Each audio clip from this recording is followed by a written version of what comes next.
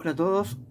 Bueno, hoy vamos a empezar la clase con este breve video introductorio a la temática de hoy, en la cual vamos a ver dos autores. Por un contrapunto, no es que el contrapunto lo vamos a hacer nosotros en la clase, no es que estrictamente los autores hayan dialogado entre sí. Aunque hay un diálogo indirecto, claramente. Digo, compartieron aproximadamente una década que va de principios de los 60 a principios mediados de los 70. ¿Y por qué este contrapunto? Porque muestra claramente un debate interno en el marxismo entre esta idea que venimos planteando para todas las ciencias sociales desde el que inició la cursada, esta cuestión de la relación individuo-sociedad o totalidad-singularidad, este debate que está presente en todas las ciencias sociales contemporáneas. La particularidad que tiene el marxismo es que este sería un debate interno, digamos, ¿sí? Porque si nosotros tenemos los otros dos grandes paradigmas que venimos viendo, el estructural funcionalismo claramente adhiere a la mirada de la totalidad, a un holismo, a una mirada colectiva en la cual el individuo se pierde, el individuo queda sometido, como decía Durkheim, bajo la coacción que le genera el hecho social que representaría lo colectivo, la sociedad. Y por otro lado, la teoría interpretativa de Weber, Simmel, nosotros vimos interaccionismo simbólico, que tiene una mirada más microsociológica y que se focaliza en el sujeto, en el individuo, el comportamiento individual. Bueno, el marxismo tiene una base esencialmente más estructural, más anclada en lo colectivo. La categoría clase social habla de lo colectivo, la categoría clase es fundamental al marxismo. Pero en el propio Marx, de alguna manera, se plantea esta discusión cuando Marx define que el hombre es un ser social, ¿sí? Entonces, no hay ni individuo por su lado, ni tampoco solo sociedad por su lado, digamos, ¿no? Él plantea claramente que en varios de sus pasajes, pero básicamente en elementos fundamentales de la crítica de la economía política, un trabajo en parte primo del Capital, inicia justamente ese texto hablando de que no hay hombres aislados, el hombre siempre vive en una relación social en sociedad, ¿sí? Pero parte del sujeto del individuo, pero por la propia trayectoria del marxismo la variante más estructural siempre ha predominado. Bueno, esta discusión se plantea básicamente por lo que va a afirmar Edward Philip Thompson en toda su teoría. Nosotros acá lo que vamos a ver es el prefacio de un libro paradigmático en la historia de Thompson, que es La formación de la clase obrera en Inglaterra, donde, bueno, rescata la figura del sujeto obrero, individual y con todo su accionar, ¿sí? Y el texto de Poulantzas, que es posterior, pero que es de un discípulo, Poulantzas es discípulo de Althusser, y en todo caso sí hay un debate ya más puntual y claramente explícito entre Thompson y Althusser. Hay un trabajo de Thompson que se llama Miseria de la teoría, parafraseando de alguna manera el de Marx, que es Miseria de la filosofía, en donde ahí entabla un debate muy fuerte con el estructuralismo althuseriano, digamos, un estructuralismo marxista que de alguna manera vuelve a retomar Poulantzas. Bueno, ahora vamos a ver un poquito más en detalle cada uno de los dos autores y los dos trabajos para después terminar con un cierre. Bien, vamos ahora a ver el texto específico de Edward Philip Thompson. Lo que vamos a ver en la clase de hoy es el prefacio a la formación de la clase obrera en Inglaterra. Ustedes también van a tener como bibliografía complementaria el capítulo 6, que es sobre explotación social. ¿Y por qué vamos a ver específicamente el prefacio? Thompson era fundamentalmente un historiador, y como todo historiador, hace básicamente trabajos empíricos. Este libro, salvo el prefacio, el resto es todo un trabajo empírico de búsqueda de datos a partir de toda una serie de documentos históricos de cómo él reconstruye el momento de formación de la clase obrera moderna en Inglaterra. Y el prefacio es el único apartado que tiene 6 o 7 páginas, no mucho más, donde hace un planteo conceptual.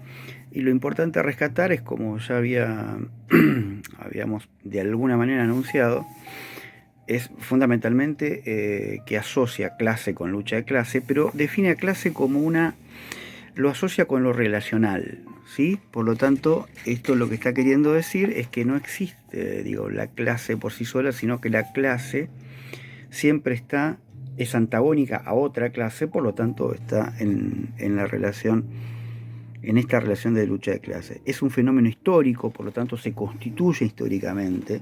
La clase no es una cosa, dice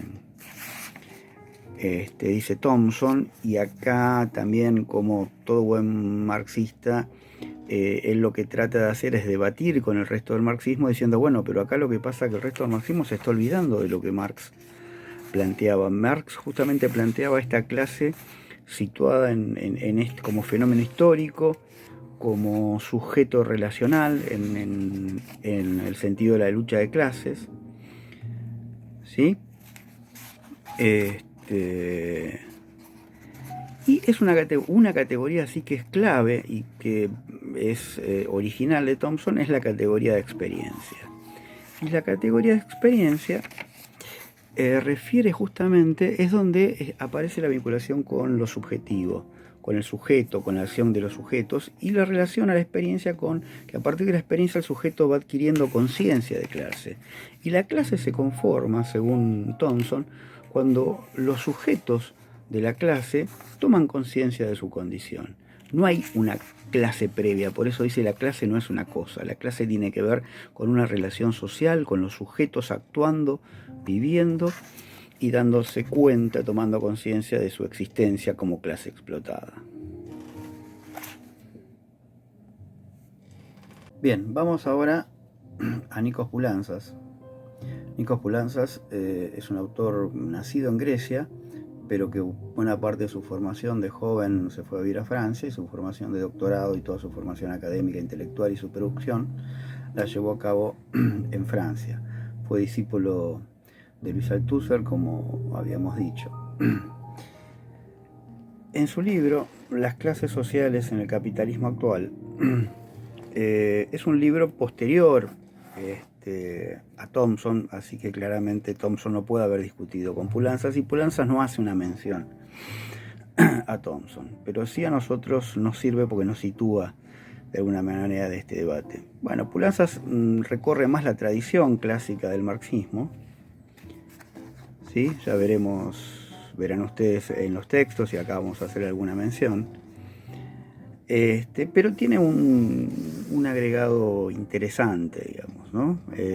Vamos a ver el primer capítulo, que es el que vemos en la clase, es el más conceptual respecto define clase, y lo demás vamos a ver que está preocupado por la burguesía y la pequeña burguesía, con lo cual es toda una novedad interesante en el marxismo, dado que el marxismo se ha centrado y se sigue centrando casi exclusivamente en la clase obrera, digamos, ¿no? Pecando de un obrerismo precario, digamos, como si fuera lo único importante, digamos, ¿no? Y no entendiendo la relación dialéctica, que la clase obrera no puede entenderse si no es en relación a su clase antagónica, que es la burguesía. Bueno, en el primer capítulo vamos a ser muy sintético, lo importante que me parece rescatar acá, pero para ver la diferencia con Thompson. Él dice en el punto 1, las clases sociales son conjuntos de agentes sociales determinados principal, pero no exclusivamente por un lugar en el proceso de producción, es decir, en la esfera económica. ¿Sí? Acá ya vemos una diferencia fundamental. De alguna manera sería lo que Thompson había definido como cosa. No sería estrictamente este el caso, pero sí Poulantzas define a la clase por un sujeto colectivo que está siempre, ¿sí? Y que tiene que ver con el proceso de producción, fundamentalmente. Aunque después en este apartado le agrega básicamente la cuestión política, ¿sí?